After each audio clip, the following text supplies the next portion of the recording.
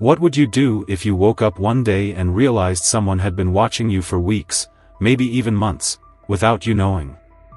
At first, I told myself I was imagining things. Maybe I was overtired, maybe I had spent too many nights doom-scrolling horror stories online. But this wasn't just some fleeting paranoia. It was heavy, persistent, suffocating.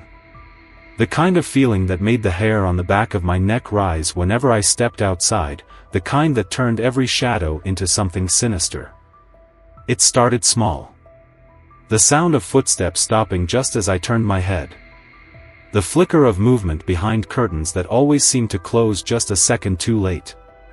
The way my neighbor's blinds were always slightly tilted whenever I walked past, just enough for someone to peek through.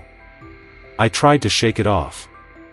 This was a nice neighborhood, a quiet suburban street lined with pristine lawns and identical mailboxes. Nothing bad ever happened here. But that was the problem, wasn't it? In places like this, people never expect bad things to happen. I should have trusted my instincts sooner. At the center of it all was my neighbor, Mr. Whitaker. An older man, quiet, kept to himself. I had barely exchanged more than a few words with him since moving in 6 months ago. But recently, something had changed. He watched me. Not in the casual, passing way neighbors do, not with mild curiosity. Constantly. From his window, from his porch, from across the street when I got my mail. He never smiled, never waved, never looked away when I caught him. He just stared. The final straw came one night when I was taking out the trash. The street was silent, still, the kind of eerie quiet that only exists past midnight. I happened to glance toward Whitaker's house, and there it was. The unmistakable glow of a phone screen, shifting slightly behind his window, tracking my every move. That was it. I wasn't about to live like I was in some psychological thriller. The next morning, I installed security cameras around my property. One facing the driveway. One covering the backyard. One by the front door. This wasn't paranoia anymore. This was about proof. If someone was watching me, I was going to watch back. The first 3 nights after I installed the cameras, nothing happened. No eerie movements, no unexpected shadows, just the quiet monotony of my own routines. I checked the footage each morning, half expecting to see something, anything, to justify the gnawing unease in my gut. But there was nothing. I almost convinced myself I had overreacted. Almost. On the 4th night, at exactly 2:37 a.m., my phone buzzed with a motion alert. Heart pounding, I fumbled for it, swiping to open the live feed. And there he was. Mr. Whitaker. Standing in my yard. He wasn't passing through. He wasn't taking a late-night walk. He was staring directly into the camera. His face was eerily blank, hands tucked into the pockets of his jacket, his body completely still, unnaturally so. He stood there for a full 3 minutes, unmoving, unblinking, before finally turning and disappearing into the darkness. I barely slept after that. When morning came, I stepped outside cautiously, scanning my surroundings before heading to my mailbox. My stomach twisted when I saw the note. A single piece of paper, taped to the metal, the ink thick and uneven like someone had scrawled it in a hurry. Take the cameras down now. A wave of unease rolled through me. It wasn't just the message, it was the way the ink had smudged, the way the paper was folded, like it had been clenched in someone's fist before being placed here. This wasn't a request. It was a demand. I wasn't about to let some creepy old man intimidate me. Furious, I decided to take the footage and the note straight to the HOA, expecting some kind of support. I should have known better. Karen, the HOA president, sat behind her perfectly polished desk, her usual smug expression barely masked behind feigned concern. She listened with the patience of someone just waiting for their turn to speak. When I finished explaining, she let out a short, dismissive laugh. Evan, Mr. Whitaker has lived here for 30 years without a single complaint. And now you're accusing him of, what? Looking at you? I clenched my jaw. I have footage of him standing in my yard in the middle of the night. I found this taped to my mailbox. I slid the note across her desk, but she barely glanced at it. She sighed, leaning back in her chair. Look, I get it. You're new here, you're probably still adjusting to the community. But frankly, you're making a lot of noise over nothing. Do you really think this is worth causing a fuss? My pulse spiked. A man is trespassing on my property and threatening me. That's not nothing. Karen folded her hands, her fake sympathy slipping. HOA bylaws prohibit unauthorized surveillance. If you don't remove the cameras, I'll have to issue a violation. I stared at her, disbelief crashing over me. She wasn't just dismissing my concerns, she was actively making sure I had no way to protect myself. This is about unauthorized surveillance? I asked incredulously. Not the guy sneaking onto my property? She smiled. Actually smiled. Mr. Whitaker is a valued member of this community. I'd hate to see this turn into a neighbor dispute. Maybe you should consider taking them down. I left before I said something I'd regret. But rage burned through me the whole way home. The cameras were staying up. I didn't care what Karen said. That night, at 3:12 a.m., another motion alert jolted me awake. Dread clawed at my stomach as I grabbed my phone and pulled up the live feed. This time, Whitaker wasn't alone. At the very edge of my property stood two figures, half hidden by the darkness. One was Whitaker. The other was taller, broader, a silhouette I didn't recognize. They were talking, low voices, heads tilted toward each other. Then, as if sensing the camera, Whitaker suddenly turned. And pointed. Right at it. The taller figure nodded. Then, without another word, they both disappeared into the night. I sat there, gripping my phone so tightly my knuckles turned white. I knew what I had seen. They were planning something. I barely got any sleep after that. My mind was racing, looping over the footage again and again, searching for some detail I might have missed. Who was the second man? What had Whitaker said to him before they disappeared into the night? The way he had pointed at my camera wasn't random. It was deliberate. Planned. By morning, exhaustion clung to me, but adrenaline kept me moving. This had gone beyond paranoia, this was real, tangible. I transferred the footage to a flash drive and drove straight to the police station. The front desk officer barely glanced up as I walked in. What's your emergency? I took a deep breath. I need to report a trespasser. Multiple, actually. They've been on my property multiple nights now, and last night, my neighbor brought someone else. The officer flipped open a notepad. Did they try to break in? No, but... Any property damage? No, but I have security footage. They're watching me. Stalking me.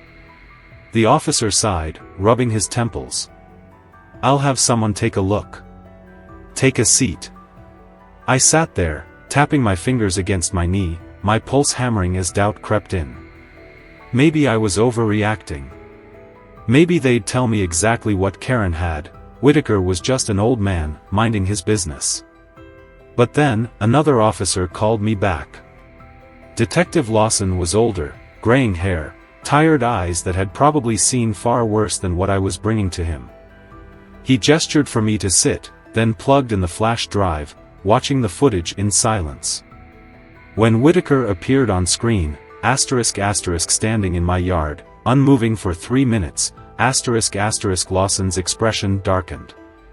Then he rewound to the part where Whitaker and the second man spoke, pausing when Whitaker pointed at the camera. Finally, he leaned back in his chair, drumming his fingers against the desk. This is strange, he admitted. But nothing here is outright illegal. My stomach twisted. So what? I just have to wait until they break in before I can do anything? Lawson exhaled through his nose, as if debating how much to tell me. Finally, he opened a file on his desk and turned it toward me. A missing person report. A man from another neighborhood, about 5 miles away. Same story, security cameras disabled, trespassers, threatening notes. Then one day, he just vanished. No forced entry. No leads. Just gone. My mouth went dry. Lawson's voice was firm but cautious. I'll have a patrol car swing by your house in the evenings. But I strongly suggest you stay somewhere else for a while. I shook my head. This was my home. I wasn't going to let some faceless stalkers scare me into running. That night, I double-checked the locks, repositioned my cameras, and sat awake, watching the live feeds, waiting. Hours passed. Midnight came and went. No alerts, no movement, just an unbearable, suffocating silence. It almost felt worse than the alternative. Then, just before dawn, I found another note. Not in my mailbox. Not taped to the house. This one was inside. Sitting neatly on my kitchen counter. The words made my blood turn to ice. Not enough. Try again. My breath hitched. My hands trembled as I picked it up, turning it over, desperate for some explanation, some logical reason how it had gotten here. But the doors were still locked. The windows were shut. The cameras hadn't picked up anything. Someone had been inside my house while I was sleeping. My hands shook as I stared at the note, my pulse hammering in my ears. It wasn't just a warning anymore. Someone had been inside my house. While I slept. While I was completely vulnerable. The locks were still bolted, the windows shut. No forced entry. No alarm triggered. The cameras should have caught something. I grabbed my phone and pulled up the footage, scrolling through the night's recordings. My stomach dropped. Every file from midnight to 6 a.m. was gone. Not corrupted. Not blank. Gone. Like they had never existed in the first place. I called the police, my voice unsteady as I explained what had happened. This time, Detective Lawson arrived in under 20 minutes, bringing another officer with him. They searched every inch of the house, looking for signs of a break-in, but found nothing. No broken locks, no tampered windows, not even a single footprint out of place. Lawson studied me carefully, the way someone does when they're debating whether or not you've lost your grip on reality. "Are you sure the note wasn't already inside?" he asked, his voice measured. I clenched my jaw. "You think I just misplaced a threat someone left for me?" "I'm not saying that," he replied. "But without evidence of forced entry, I don't have much to go on." I watched as the second officer bagged the note for evidence, though the look on his face told me it wouldn't lead anywhere. I had no proof. No footage, no witnesses, nothing but my word. And after a long pause, Lawson sighed. "Look, I'll file this, but my advice? Stay somewhere else. Just for a few nights." I shook my head. "No. This is my home. I'm not leaving. If I left now, I'd always be running." By the time the police left, the sun had risen, but the house felt darker than ever. The silence wasn't just heavy, it was waiting. I spent the rest of the day reinforcing everything. New deadbolts. Reinforced window locks. Backup-powered cameras that couldn't be disabled. I even installed motion sensor floodlights. But it didn't matter. That night, at exactly 3 a.m., my phone buzzed. Motion detected in the backyard. I grabbed it, heart hammering, and opened the feed. The screen flickered to life, showing the grainy, dimly lit view of my yard. A figure stood perfectly still in the center. Not moving. Not trying to hide. Just waiting. Watching. And this time, he wasn't alone. A second figure stood beside him, slightly shorter but with the same eerie stillness. The first man, the one from before, the one who had pointed at my camera, lifted his arms slowly and pointed again. Directly at me. A wave of cold terror crashed over me. They knew I was watching. They wanted me to see them. My grip on the phone tightened as the second figure took a step forward, not toward the house, but toward the blind spot in the camera's view. My breath caught as I watched, fingers hovering over the emergency dial. Then, just like before, the feed cut out. Every single camera went dark. My house, my entire sense of security, had just been stripped away in an instant. The moment the cameras cut out, the house felt smaller, the walls pressing in around me. My breathing turned shallow as I forced myself to move, every instinct screaming at me to run. But where? They were out there. And without my cameras, I was completely blind. Then, a sound. A slow, deliberate knock at the front door. Not frantic. Not hesitant. Steady. Controlled. Like whoever was outside knew I was listening. Knew I was frozen in place, gripping my phone so hard my fingers ached. I forced myself to look at the door. A shadow shifted just beyond the frosted glass. My stomach twisted. They weren't leaving this time. I scrambled for my phone, dialing 911 with shaking hands. The dispatcher's voice was calm, but I barely heard it over the thunder of my own pulse. I managed to whisper my address, but before I could say more, the doorknob turned. A jolt of raw panic shot through me as I stumbled backward. Then, a sudden, forceful slam. The door shuddered against its hinges. Not a knock. A test. They were seeing how much resistance it would take to break through.